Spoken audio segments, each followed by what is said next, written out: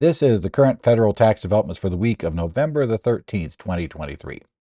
Current federal tax developments are brought to you by Kaplan Financial Education and by your state Society of CPAs. At Zollers, I'm going to talk about a few things this week that have gone on in the area of tax. First, we're going to talk about the inflation-adjusted numbers for 2024 that were published by the IRS late in the week. We also had some minor revisions made in the final beneficial ownership information reporting under the Corporate Transparency Act in the FinCEN Identifier rules, so we'll talk briefly about that. The IRS issued its second employee retention tax credit related generic legal advice memorandum, this time taking aim at OSHA-related partial shutdown theories that the agency is skeptical of. And finally, I want to briefly discuss an issue I'm seeing come up a lot online, which is if a notice is not binding on the court, does that mean we can just pretend it doesn't exist when advising our clients? Or what do we do about that? In essence, I see a lot of that, been a lot of articles related to the employee retention tax credit that have discussed the status of something like Notice 2021-20. I think it's important that we understand both when it would be considered binding, or who is going to consider it binding. I think that's probably the more important way to look at it. Who might not consider it binding, and if we need to argue for a position contrary to the notice, what exactly do we need, and what are we going to have to come up with? Because even if we say the notice is wrong, that doesn't automatically mean that our position is right. So we need to kind of understand how we have to deal with that situation. But first, let's start off with the inflation-adjusted numbers that the IRS issued in Revenue Procedure 2023-34. This came out on November the 9th. We have these annual inflation-adjusted amounts are issued every November, and these are for the 2024 tax items. And in the PDF posted to the IRS website, this was a 30-page PDF. Now, if you get in your tax service, obviously it has more pages, less pages, because obviously the fonts used, the spacing, and all that stuff changes. But the basic one there is 30 pages, which is pretty normal for what they've usually done with their standard printout. Section 3 of the notice, or the revenue procedure, is where you find all of the numbers. And there's a really good index at the front of it that tells you where you can find the specific items you're looking for. And these numbers are arranged by code section. So if you know you're looking for something that makes a change under a specific code section, then you basically know where to go look in the table of contents to find it. Now, right up front, section 3.01 has the 2024 tax rate tables. And this is for all the filing statuses. Now, I should say, if you subscribe to a tax publication from, let's say, from CCH, from BNA, or I guess Bloomberg we call it these days, or Thomson Reuters, you may very well already have gotten a set of tax tables for next year. But I think if you check all of those, they are all done after the inflation numbers are there. What the publishers do is they apply the standard methodologies and come up with what they believe will be the tables, and generally they're correct. But these are the official, so you want to double check. If you have a set of tables from an earlier publication, something you got from your tax service, you probably want to double check that the tables in this revenue procedure agree with your tax service. That makes sure they got it right.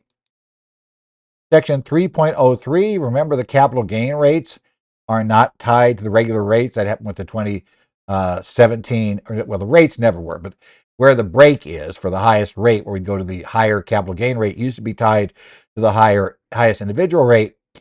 But weirdly enough, in the Tax Cuts and Jobs Act, they decided to link the maximum capital gain rate to the inflation-adjusted maximum rate under the old pre-2017 law, and to have a different way of computing the maximum, where we hit the maximum rate for ordinary income. So yes, you have to remember that at 3.03, you're going to find the new 2024 maximum capital gain rate, where we hit the 20% rate. And I realize that normally we're also going to have a 3.8% net investment income tax, but that's computed under a separate set of rules, and you don't necessarily have to have that. So again, we're going to talk about, we just leave that there. If you work with clients who have basically the earned income tax credit, section 3.06 has all the numbers, tables, etc. that impact that for 2024. Section 3.11, going to kind of the other end of the income scale, shall we say normally, that has the exemption amount for the alternative minimum tax. And nearby, you'll find other AMT-related items like how the kiddie tax is impacted and all those issues in that regard. Section 3.13 tells us that expenses for elementary and secondary school teachers deductible above the line for 24 will, as I recall, remain at $300 as opposed to go there. They finally went up from $250 to $300 for 23, and it appears they'll remain there for 24. Section 3.15 has a standard deduction. For 2024, for a married couple filing a joint return, the standard deduction will be $29,200. For a head of household taxpayer, $21,900. For a single taxpayer or married filing separate, the limit will be, or the deduction will be $14,600. We also have the 179 numbers in section 3.25. The maximum amount of 179 deduction for 2024 will be $1,220,000. The maximum that can apply to an SUV is $30,500. And this becomes important again because, remember, we've lost the bonus depreciation. Now it's down to 80%. It will drop again, so it's going to keep dropping.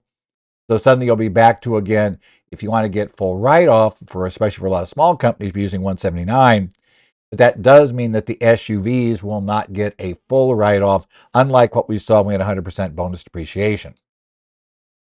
The phase out of the 179 limit begins if you acquire property in excess of $3,050,000 in 2024. We also have the qualified business income, the QBI, Section 199 cap a threshold amount for 2024 for a married couple, I'll get the words out, filing a joint return. That limit will be $383,000. For everybody else, other filing statuses, the limit will be $191,950. Yes, we know we didn't have this year. Every so often, due to the way the inflation adjustment works, we'll get a quirky, slightly different number for married filing separate from single and others. But this year, everybody's at $191,950, so we're kind of back to all the same. The limitation on 331 for claiming cash basis method of accounting will go up to $30 million this year, up from so we're now at that level. Remember, we started at $25 million due to inflation adjustment. We're now going to be at $30 million. We also have the threshold for the excess business loss. Remember, on a Form 1040, you can't claim net business losses in excess of a certain amount, and you exclude wages in computing the business loss on the individual return. That limitation is $305,000 unless you have a married couple filing a joint return, in which case it'll be $610,000. And again, that's for 2024 with that inflation adjustment. Section 339 in 2024, the foreign earned income exclusion will rise to $126,500. In Section 3.41 of the revenue procedure, we discover the unified credit against the estate tax will go to $13,610,000 for decedents that die in 2024. And the annual gift exclusion for present interest gifts will be $18,000 for 2024 per Section 3.43. Now, there are a number of other things in there, like the adoption expense numbers, weird things about arrows, excise tax on arrows. There's all kinds of weird numbers in there, too. Various penalties are also now inflation adjusted that are fixed dollar amounts. All of those are found in the revenue procedure. We're not going to go list every one for you. If you have an interest in all those things are inflation adjusted, we didn't cover them, you can go back and look at that. But remember, everything related to qualified plans and IRA is covered in a notice we've covered previously. That one always comes out a little bit earlier. And the inflation adjusted numbers for HSAs and high deductible health plans and those sorts of things, that comes out way earlier in the year, usually around March. So there are basically always three key inflation adjusted releases from the IRS during the year. You get basically the HSA one early in the year. We get the retirement plan one somewhere in October, and then somewhere in November, we generally get the inflation adjusted numbers for everything else. And so we now have our complete, basically inflation adjusted numbers for tax purposes for 2024. Just quickly, I want to note that FinCEN issued final regulations for the FinCEN Identifier rules. These really had very minor changes from what's proposed, and it's not really a very big It's not like lots and lots of text related to the actual reg. Way, way, way, huge, like 98% of the item published is the preamble and related text, and the actual, I think there's like 2 sentences that actually hits the reg. But this is RIN 1506-AB49. There's a revision to the 31 CFR section 1010.380. And this came out, published in the Federal Register on November 8th of 2023. And as I noted, this is just minor revisions to this idea of a FinCEN identifier. A FinCEN identifier is meant to provide a shortcut way to kind of cross-reference information that should be on your report, this entity's report, but exists somewhere else, and we can just kind of cross over and do it.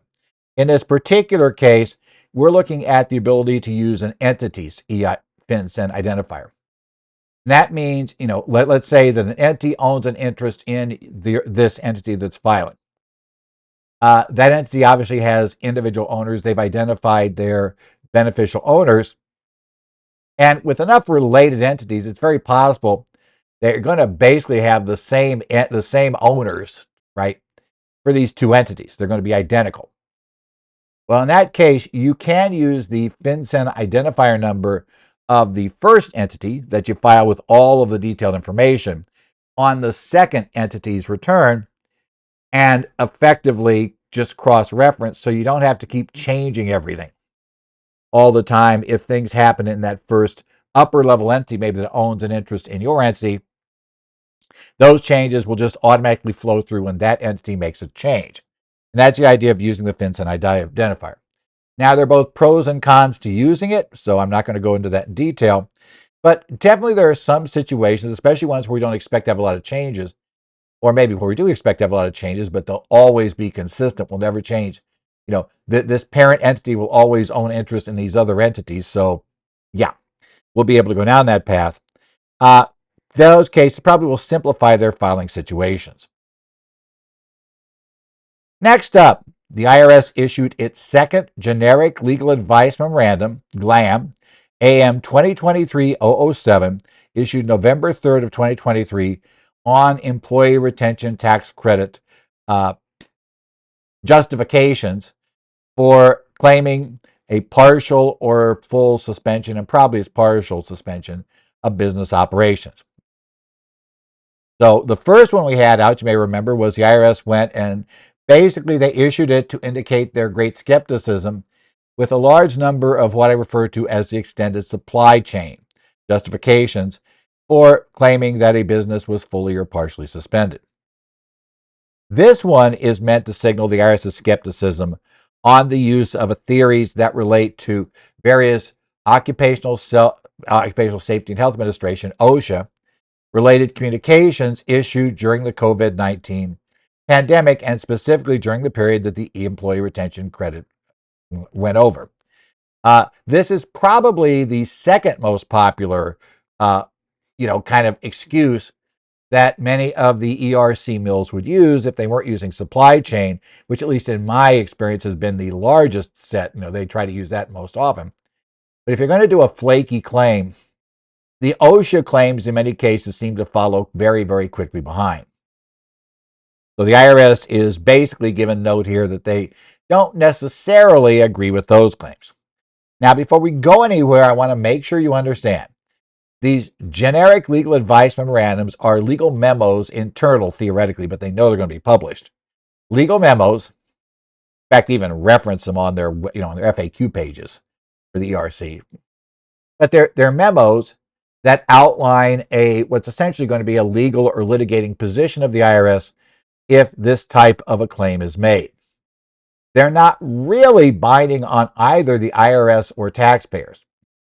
But it's pretty clear the IRS uses this to communicate both to their agents, the appellate conferees, etc., the position that the national office is planning to take, and the position that the chief counsel's office will take. And so probably tell the agents and appellate conferees that you better not do something different than this without getting permission from us, what we're going to do. And, and certainly it tells us as our clients which positions, if we take them, are more likely to be challenged by the IRS. But it doesn't mean that if you take a contrary position, you won't succeed. But it does mean it's more difficult, and it does mean that there's a much greater chance that if you get called up for exam on this issue, that you're going to have to go to court to attempt to win, which may not be assured by any means. Again, too often I see people believe that once they say the magic incantation, that this guidance is not binding on the courts, that just means that, okay, we can ignore this entirely. No. There are practical ramifications from having this come down. I think the major one is most basically tax disputes are resolved before anybody files a petition with the court. And this is going to have, I think, whether or not a court has to file it will not necessarily be that important if you have no ability or plans to go to court, especially once the IRS figures that out in the exam, that there's no way this is going to court. So in that case, I think you have to then say that, okay, we have to take these a lot more seriously. And if you're going to court, we'll talk about that after I talk about this, about even there, I think you still got to worry about these. Now, this memorandum, as they often do, presents two scenarios. In the first scenario, the employer was located in a state that lifted basically all COVID health restrictions in Q1 of 2021. As a practical matter, that would cover my state of Arizona. They lifted everything. The last few restrictions really they had at the state level were restricted in March of 21. So Q1 21, they pulled it. No measures were continued by the employer after the state restrictions were lifted, except they encouraged employees to wear masks and practice routine hygienic practices like washing your hands, right? Things like that, regularly. So that was it, nothing else. Now, the employer in this case is claiming that they were partially suspended due to communications from OSHA that related to those things they did continue. We're going to talk about that, the IRS perspective on that, as well as a secondary scenario where prior to 2020, employees teleworked 2 to 3 times a week. And in 2020 and into the third quarter of 21, they allowed employees to telework full-time instead of just 2 to 3 times a week. So we allowed a full-time telework instead of only a few times, but we'd already been doing it ahead of time. I think that's going to be somewhat important here in that scenario. But we'll look at it. Some people, though, use the theory there that there were restrictions imposed on the employee at the home under the OSHA rules, and we'll get to that. The IRS has real problems with that theory. So they talk about OSHA guidance that was published on the OSHA website and other locations during the period the employee retention tax credit was in effect. And generally, there were 2 categories. There were instructions to field offices and certified health and safety officials, and those are called CSHOs, is what you'll see them referred to throughout this thing. And also, some non-binding guidance was issued for employers and employees, to basically reduce the risk of, having COVID spread throughout the business. From OSHA's perspective, this was for the health of the employees.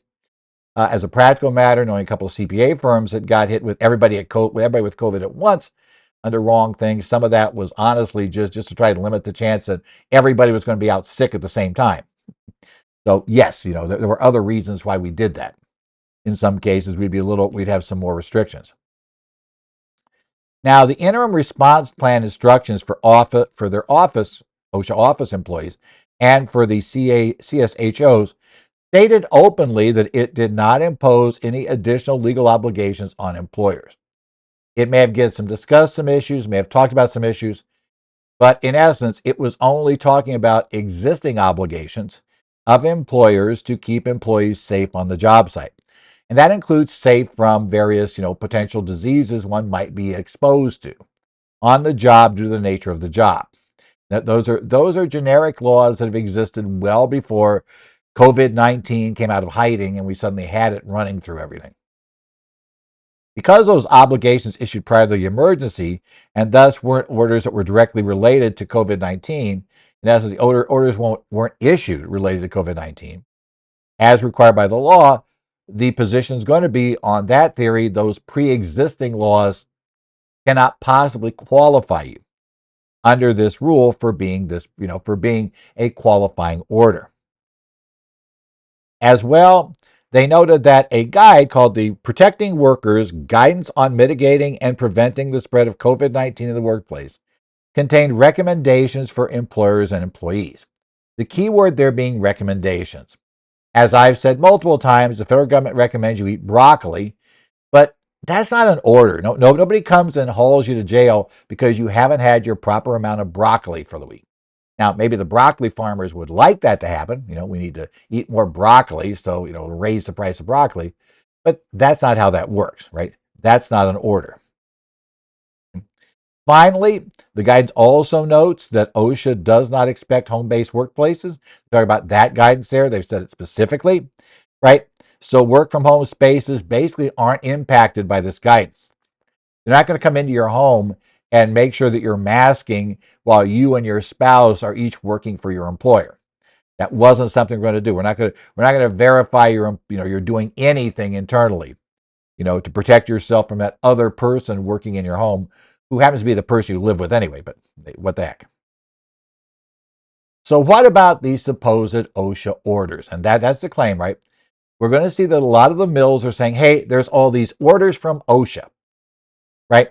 And therefore, since they covered virtually every employer, that's how you get to the theory of virtually every employer qualifies for the employee retention tax credit, which amazingly would suggest that the people that scored the bills for Congress, and the Congress people that wrote these bills simply were wildly incompetent, because the projected cost of the bills no way would come in line with everybody qualifying.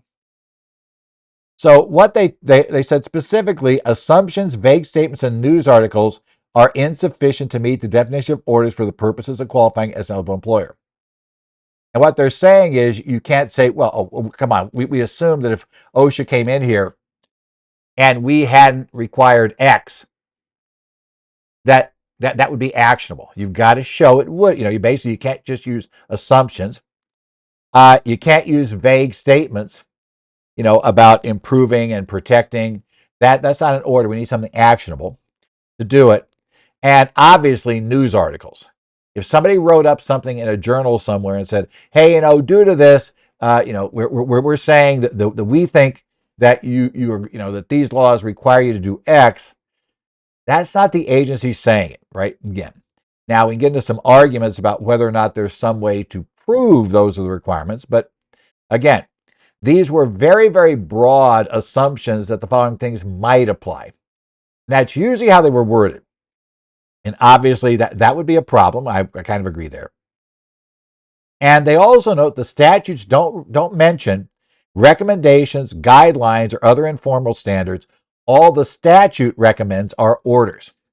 And again, we're going to go back to the statute ultimately to determine how this works.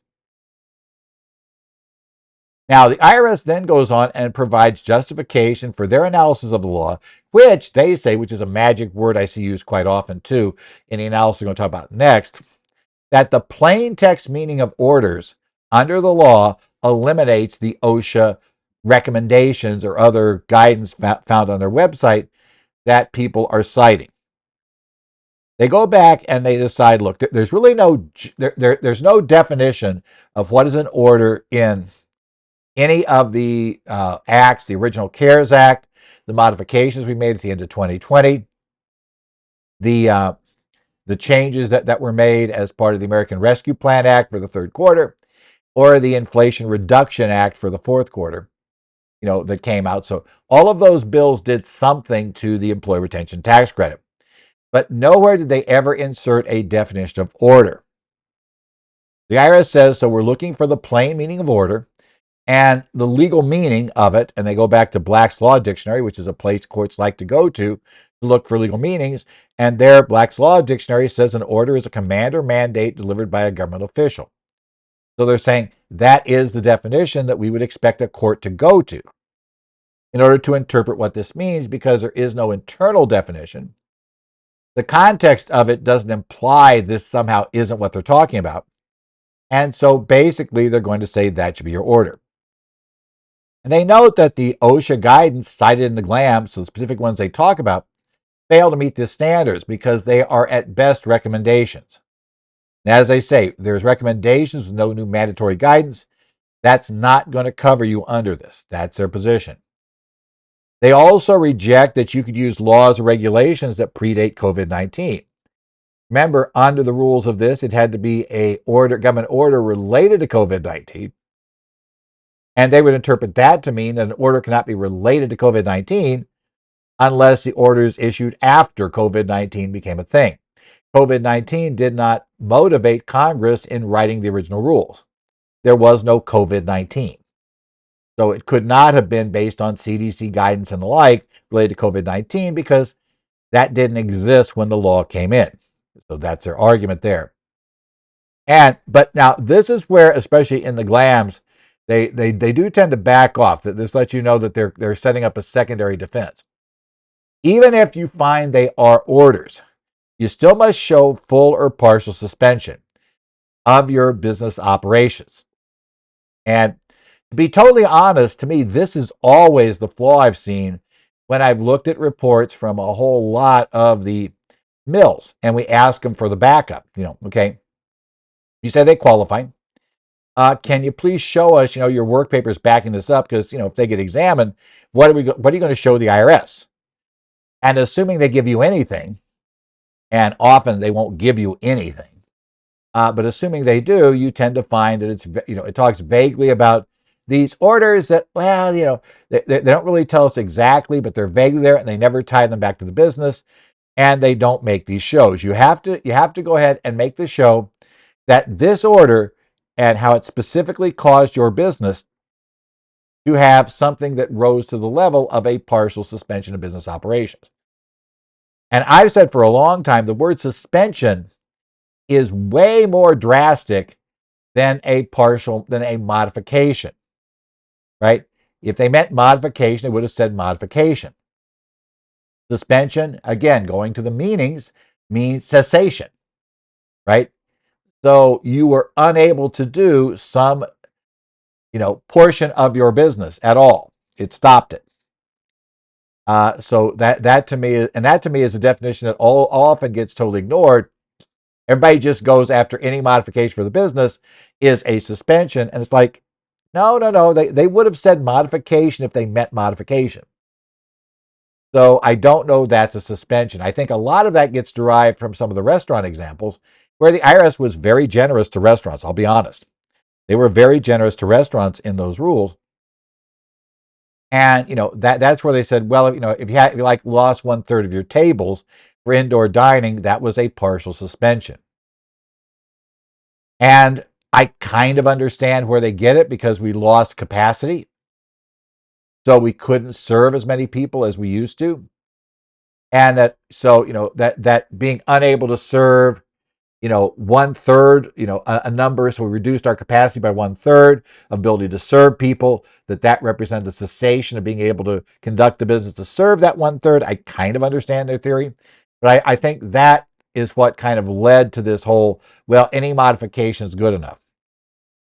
And I would note in Notice 2021-20, outside of restaurants, the IRS never seems to be this generous. So we go there, okay?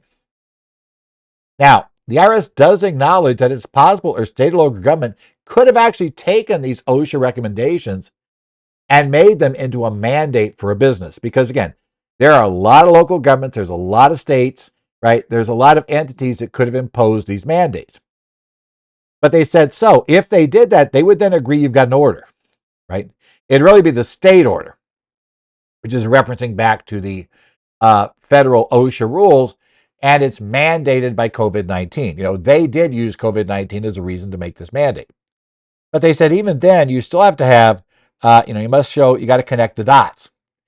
How did that particular, whatever it was that OSHA said, recommended you do, that now your state or city, county, whatever, said you have to do, how did that lead to a suspension of your business, right? A full or partial suspension of the business. And that's actually the key issue. Now, this leads into our next discussion topic and last one for this week. which is, what should we do about the ERC guidance now? Okay, I want to talk about this because we've talked about a couple of GLAMs. We've talked over the years about Notice 2021-20, and I have started to see a lot of articles now that are kind of pushing back. And, they always, and right now, a lot of them seem to always go after the same thing, Notice 2021-20. And I don't disagree with their statement.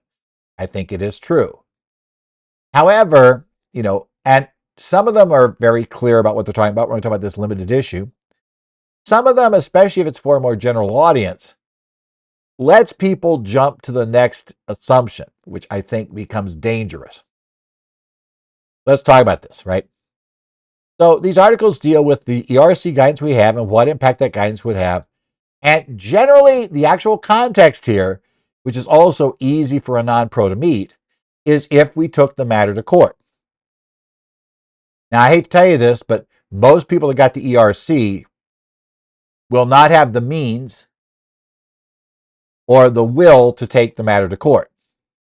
In which case, then, that's the first little star by this, because if we don't go to court, now we got to look to what is going to be the impact on the level, the highest level they're willing to dispute. Because many of them won't even be willing to go to appeals, right? They're going to start looking at the money piling up from the exam costs, especially if they filed with via a mill which itself goes out of business, and therefore their exam costs are being borne by them, not the mill that promised to cover the exam costs. They may start looking at those exam costs, and even though they'll be told, well, we could appeal this, but the person doing it who had nothing to do with the claim is going to say, but we might not win that appeal. They may very well just decide to cut off at the exam level. At which point then we have a very different view of this guidance. Right? And that's what I mean by the answer is not as simple as you'd expect. And the problem is when we have a statement that's indisputably true, and I'm going to tell you the statement that's indisputably true, right, in this, that I'm going to totally agree with what these articles are saying on this issue. But you give it more impact than you should, given the reality of your client's situation, and I think very specifically the reality of how far the client's going to push the matter. That's going to be key. So given that we just got another GLAM, let's take a look at what we have and what really impact is there of those particular statements. Okay. Now, the guidance we currently have on the ERC, we have the text of the statute. That goes the original CARES Act. It didn't go to the IRC then. In fact, only went to the IRC very late in the game. And then it was amended at the end of 2020 that gave us actually two variations of it. A retroactive 2020 version. In essence, we basically retroactively changed what was in the CARES Act and the credit it would give us for 2020. That was, remember, the original CARES Act only offered this for 2020. And then we added a brand new 2021 version with some more modifications. Then we got the American Rescue Plan Act, which now moved it to the Internal Revenue Code at Section 3134. And then that version was actually then changed one final time by the Inflation Reduction Act of 2021. That was the one that basically cut it off the third quarter for everybody except for recovery startup businesses, and caused some quirks there, but had some other minor changes there. So we have the statutory text. We also have IRS guidance that gets published in the Internal Revenue Bulletin. And that I'm going to treat as a separate category because that has one important distinction that the others don't. That includes basically all the notices, and including the key notice 2021-20, which is the longest and has the most detailed explanation of what is a suspension. Right? The pros and cons of what's a suspension, what's a government order, how you compute reduction of revenue, all of those things are in that notice. We have various IRS legal memoranda. And really right now that consists of two generic legal advice memorandum. We could also see chief counsel advice is arising here because we may. We could see kind of other documents, maybe even not really quite the same, but things like there might even be some private letter rulings issued, though I doubt it. Could be technical advice memorandum. That's also possible. And that's, well, kind of in this category, but also kind of not. Those are a little special. And then we have the issues of what the IRS published as frequently asked questions. and other materials they place on their website. Right? So this includes things like their news releases, right? Their FAQs related to the employee retention credit and all of those things. And remember, originally, what we find in Notice 2021-20 appeared first in 2020 primarily on the IRS FAQ. Only when the law was changed at the end of 2020 did the IRS come back in March of 21 and basically move that stuff into a notice. And there is a reason why you move it to a notice if you're the IRS, because you're bringing it up the line of authority. And that was part of the deal to make it somewhat more serious than the FAQ. Generally, we'll talk about the ordering of this, but the ordering of this is basically the level of importance that these various pieces of guidance have. And I'll define importance as we get to each one. But definitely, if you have statutory text that without question backs up your position, then you'll carry that position in court. Right? That's a given. And we'll talk about what the others mean. Okay.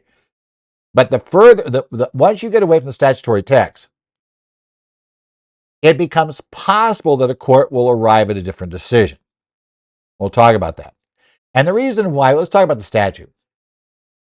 This goes back to the case that gets cited most often is Connecticut National Bank versus Germain, a 1992 Supreme Court case. But basically, if the plain text of the statute clearly provides for only a single interpretation of the rules, that is how the law will be applied. Now, that's subject to a bit of an asterisk. We always can have terms redefined in the law. So if the statute says, like an example for partnerships is, only cash distributions from a partnership can cause you to have a taxable gain on distributions. Okay, that's great. So if I don't receive cash from a partnership, I wouldn't pay tax. That doesn't turn out to be true, even though it would seem to be the plain text meaning of the statute. Why? Because we find in 752 that Congress then defines a decrease in liabilities allocated to the partner is treated as a distribution of cash to the partner. That means, in addition to the plain meaning of that term, we just plopped on another meaning, right? We added to it so they can redefine. So you always do watch in the code for definitions because, you're not going to be using plain text. You're going to be using, now, if the definition itself only can lead to one interpretation, then we're probably back to the statute controls. And at that point, congressional intent's not relevant. And that was actually the key issue in Connecticut National Bank versus Germain. It was very clear that the result per the plain text of the statute was radically different from what Congress thought they had adopted. The Supreme Court said Congress got to go fix that themselves. The courts cannot fix that for Congress. Right? And it doesn't really matter, even if the guidance is in a regulation, it doesn't really matter if that is clearly at odds with the plain definition of the statute. The IRS is allowed to interpret and get rid of ambiguities, at least currently, right? Following the old Mayo Clinic case, or Mayo Foundation case, I should say. And that still hasn't been overturned, so we'll go down that. But the IRS is not allowed to go back in and say, let's say, on their own, change the FICA tax rate that's in plain text in law. They couldn't raise that on their own. They can't cut that on their own, right? That's not within their purview because Congress has very clearly said what that has to be. If the statute is ambiguous, then we turn to various rules the courts have developed over the years for statutory construction, how we interpret a statute. And potentially, and this is where there's been now some leeway by the courts, executive branch interpretation deference. Currently, as I said, Mayo Foundation is still a Supreme Court decision that's not been officially overturned. But that only deals with regulations, and we don't have any of those here, right? Generally, the court will look to see if they can find the term used elsewhere, for a similar, in another statute, like in the IRC, or at least related enough that, that would tell you how it looks like Congress thinks where this thing works. Is there some place where it's made clear, and we're just going to then borrow that and bring it over. Otherwise, they tend to look at the context in which the word was used. And they will take a look at the normal meaning. And, but many words have multiple meanings if you look in a dictionary. So we may use context to help us decide which meaning is there. And maybe context to give us some other clues. But otherwise, we tend to go just straight, a straight dictionary. If there's not a legal meaning, so it hasn't been used consistently in the law to mean a certain thing, then we go back and start looking at the standard plain text meaning of the law. We also may look at evidence of congressional intent if it's still unclear. Now, that's a bit more iffy because, of course, Congress doesn't generally vote on congressional intent. But we might find something there that gives us a guide as to how to deal with this. What does it look like they were meaning to do? Now, so let's say that we finish the statute and the statute's unclear. Let's say for ERC, the statute never tells us what is an order. It never tells us what is a full or partial suspension. It doesn't have a definition for it. And it doesn't tell us, the various broad categories that this has to impact. So we got a lot of areas that there's going to be some interpretation on. Now, for IRS guidance, regulations are offered the highest deference. Regardless of how you look at it, they tend to get the highest deference. They go through the more thorough review process, at least if they're final regulations. But it really doesn't matter for the ERC because we don't really have any regulations here. At best, we have regulations and related payroll statutes that we might argue give some guidance here, but even that's iffier. So no regulations, we can skip that level. Next up is sub-regulatory guidance that's published in the Internal Revenue Bulletin. Now, that's the highest level of guidance we have. And that is definitely subject to interpretation about how much deference the courts will give, and that's been true for a long time. The notices are what are that in this case, that's very clear. And in most articles, the question is how much respect a court must give them. That is a matter of dispute. But the trend seems to be to make it less likely that we're going to just say, hey, the IRS are the experts here. They're the people that deal with this all the time. We're just going to automatically defer to them. You're going to find less automatic deference. And I agree, that is how it works, right? If you go to court. But the one thing that is true about this, because in the IRB, that would not necessarily be true if it's published elsewhere, is that the courts will still bind the IRS on this guidance. What I mean by that is, if the IRS issues a notice, they're not going to be allowed to take a position contrary to that notice unless they warn taxpayers that you can no longer rely on the notice. And of course, they haven't said that about any of these notices, so it would appear we still could rely on them. And that's important to understand before we get started, because that means these notices serve as a safe harbor.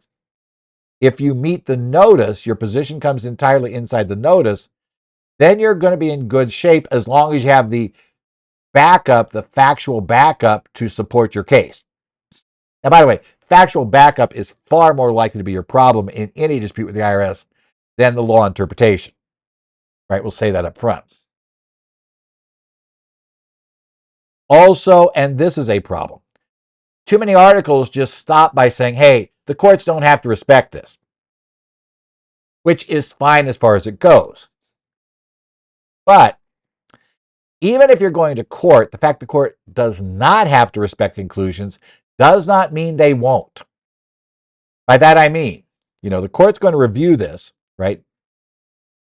And one thing to remember, and I think a lot of you know if you're CPAs, we've heard this discussion before, that that if you're going to be a public company filing with the SEC, there is an advantage having 4 certain accounting firms sign off on your documents going to the SEC. That's because the SEC is very, very used to seeing them, and they're likely to give them a higher, more of a benefit of the doubt than a, SEC filing they see signed by a local accounting firm operating out of Grand Island, Nebraska, that has never filed with the agency before. That's likely to get more scrutiny, or they're likely to be more skeptical about it. Remember, the courts involved here that are considered to be ones that actually understand tax well enough that we pay more attention to the rulings, district courts are to come out of left field, and the IRS then takes to take those left field rulings and take them up to the Court of Appeals, in which case then the Court of Appeals overturns the district court.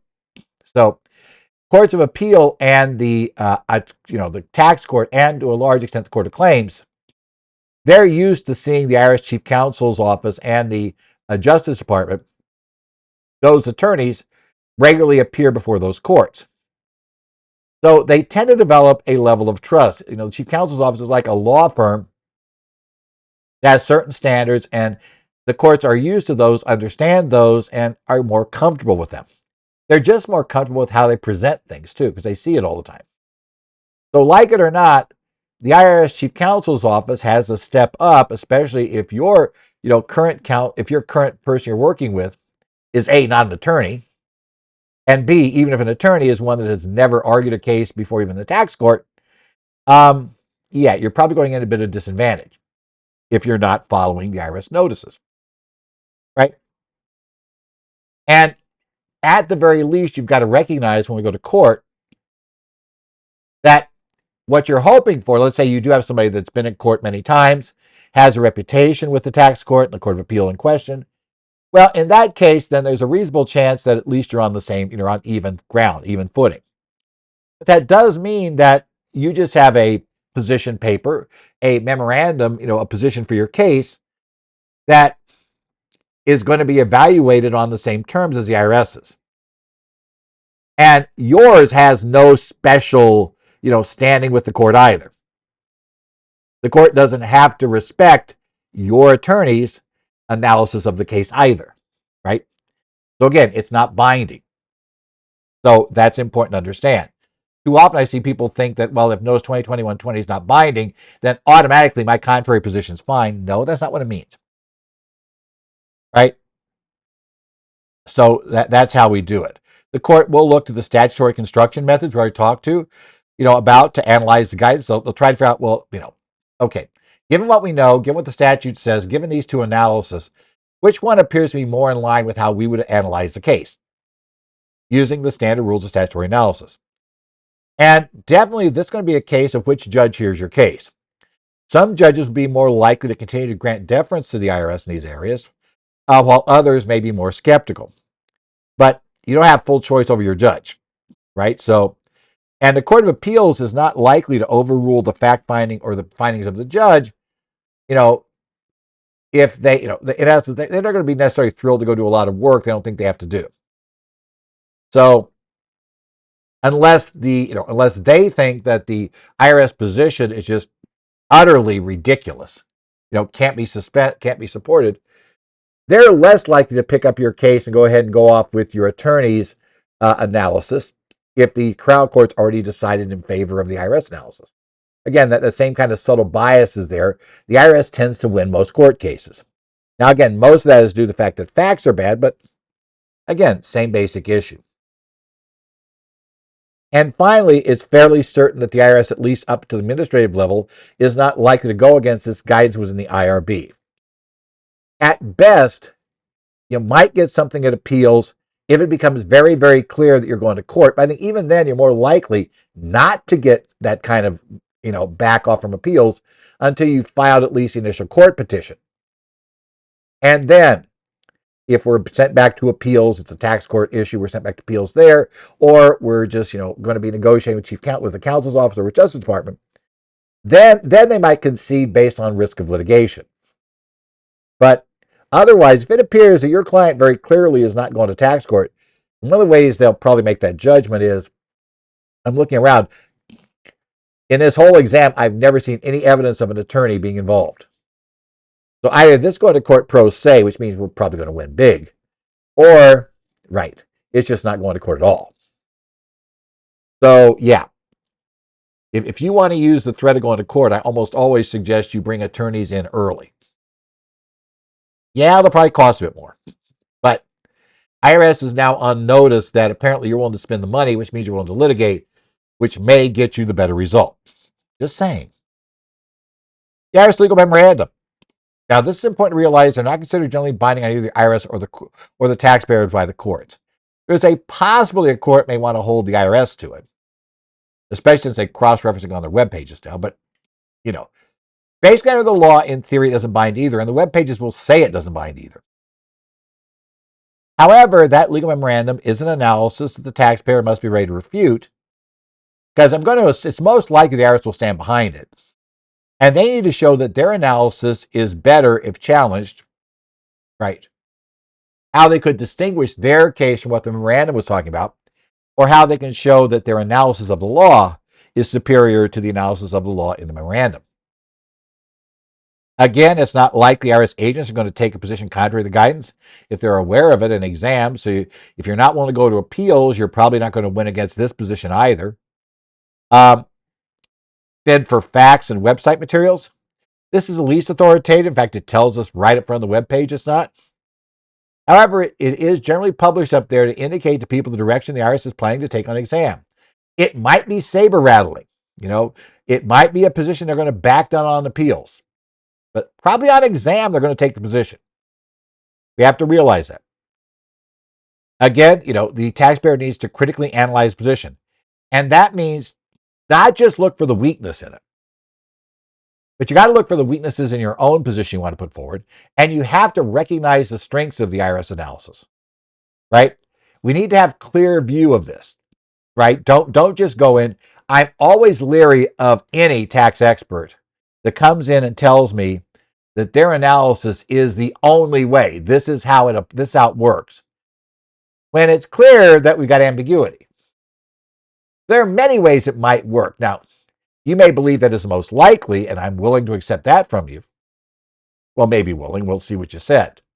Could be I think you're totally out of left field. But if you're telling me that there is no possibility a court would ever find against your position, I'm beginning to think maybe I should find another counsel to talk to. And just say, as you go down there, I know they like to be confident, but you know what? Remember a stat quoted me a couple of years ago about a number of years ago now about a study. Well, they talked about cases that went to trial and ultimately had a decision rendered. And they basically asked the attorneys just before the trial started, what is the chance that your client wins this case hands down exactly as you have the case outlined and as the position you're taking? And 75% of attorneys said their client would win that way. Problem, of course, is that that's not possible. At best, 50% of those attorneys will be right. And in real world, in most cases, people don't win all the way on their position. Meaning that trial attorneys tend to be overconfident. Okay? They like to talk in terms of certainty, but you need to get a real world view of the case. Now, because I guarantee you, the IRS attorney, IRS Justice Department attorney on the other side is likely just as sure they're going to win 100%. So probably both of them are wrong, which is one of the things to look at. So what should you do as an advisor? First, be sure that your position is not contrary to plain text reading of the statute. And look into account all relevant provisions of the statute, not just one. It's not enough to just show your business was disrupted. Remember, we've got to find an order. We've got to tie the order to the disruption. We've got to show disruption was, would meet the definition of a suspension. Too often I see people just analyze one part of that analysis and ignore everything else. And you do notice that the GLAM falls back on the other pieces. So even if you carry the order, which they don't think it's an order, if you carry that, they tell you all the other objections they're going to raise because probably your factual backup won't be enough to carry the other issues. And like I said, from what I've seen from many of the ERC consultants' reports that I've seen, we're doing a lot better than that to carry the position, right? We just don't have the factual backup in the material they've assembled. Notice positions can be used as a safe harbor. This is important to understand. And I've always been a little worried because quite often there are places in this notice that I and others who read it think the IRS is being maybe more generous than we probably would get from a court in a plain language position. Now, I think they're being more strict in other areas, true. But if we decide to ignore the notice and argue for plain text, Are we also giving up the IRS? Is the IRS going to be allowed to abandon those parts? Things where they gave more broader guidance. If we don't accept the IRS view, let's say, of what a government order is, can we still accept their very, very generous view of restaurants? And what would be considered a suspension of a restaurant? Assuming that we can show this is an order and to tie it out, can we still take the very generous view of suspension in the restaurant context? Because again, per NOS 2021-20, it would appear that, let's say, a fast food restaurant that did have over 10% of its revenue come from the dine-in facility, very well could still qualify for the ERC, at least during all the period their dine-in facility was closed, and potentially depending on how much dine-in business they had before, in 2019, perhaps even when they just have, the number of tables taken out of service. And apparently that works even if their drive-through sales now are way more than their total sales were back in 19. Do we lose that option? Not clear. If the IRS position is not contrary to plain text of statute, if your position is not contrary, I should say plain text statute, you have a reasonable basis to claim, you have a right, the client can file the claim, you can sign it. But the client deserves to be told if this position is outside of what the IRS safe harbor would cover and the relative risks. In essence, if we are examined, what is the chance that you're going to have to expend significant funds to defend this? Because again, unless the IRS position is totally unreasonable, you're unlikely to get an award of fees. So, what's it going to cost to defend this? And remember, there's also a chance you spend all this money to defend it and you lose. So clients need to understand and know those risks. Now, as there are no regulations, we don't have to consider what would be the high level we'd have to clear to successfully challenge the final regulations. That's good news to us. Notice there's most significant existing guidance we have to deal with. There are no court cases yet. If their claim goes to exam, anything gets a notice are the ones the IRS is least likely to back off on, and we'd have to go to court. In an exam scenario, you want to get your credit, you want to be able to keep it, we have to go to court. Okay, that's an issue. And make sure you have a defensible position, a persuasive argument, why your analysis is at least as good, and preferably why our analysis is better than that of the IRS in the notice. We'd like to say not just that we're as good, but we're better than their analysis, right? And clearly better. The GLAMs are likely to be positions that are unlikely to be conceded at the exam level, right? Very much. They indirectly concede certain litigation risks. That may open up appeals to, some back off on it. But again, we still need a solid legal analysis and solid facts to back up our position. That's the key. Facts and website guidance are much like GLAMs, except not written as a full-blown legal memorandum. Exams unlikely to concede anything that goes against the FAQs of the website, but I think appeals is going to be far less inflexible in that area. We have to see. You never know. So they may dig in on it. But I think pretty clearly, since it even says it's not binding, appeals is more like give up. But the bottom line real problem is if you got bad facts, you don't have documented facts, you're likely to lose regardless of whether NOS 2021-20 is correct or not. It doesn't matter if on your legal analysis you're right. This was a government order, and this order could have led to a suspension, but you're unable to show any of that to link up the dots in your situation, then we have a problem, right? That's a key issue. This has been the Current Federal Tax Developments here for the week of November the 13th, 2023. Current Federal Tax Developments, as always, is brought to you by your stateside CPAs and by Kaplan Financial Education. If you have any questions, you can email me, edzollers@currentfederaltaxdevelopments.com. You can also, I do follow along the Connect sites for Arizona, New Jersey, Minnesota, Illinois, and Washington, and also discussion boards at Idaho. Otherwise, look forward to talking to you next week. I will be on the road this week. I'm a little hoarse today because I've been talking this last week, right, for various positions, various situations, multiple times. And, I'm finally having to do like back-to-back days and getting back into what that does to your throat. So we'll see how the rest of everything goes. And so I have some more to do this week, some more things going on. But otherwise, we'll see you back here, preferably next week, for more current federal tax developments.